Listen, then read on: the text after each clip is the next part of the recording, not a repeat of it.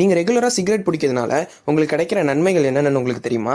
நீங்கள் ரெகுலராக சிகரெட் பிடிச்சிங்க அப்படின்னா உங்கள் ஹார்ட்டோட ஹெல்த்தை அது ரொம்பவே பாதிக்கும். உங்கள் லங்ஸோட ஹெல்த்தையும் அது ரொம்பவே பாதிக்கும். உங்களுக்கு கேன்சர் வரதுக்கான வாய்ப்பு ரொம்பவே அதிகம்.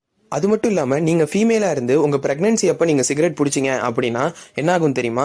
உங்களுக்கு பிறக்க போகிற குழந்தை ப்ரெக்னென்சி அப்போ உங்களுக்கு ரொம்பவே காம்ப்ளிகேஷன்ஸ் ஏற்படும். ஸோ அதனால தயவு செஞ்சு ப்ரெக்னென்சி அப்போ சிகரெட் எடுக்காதீங்க.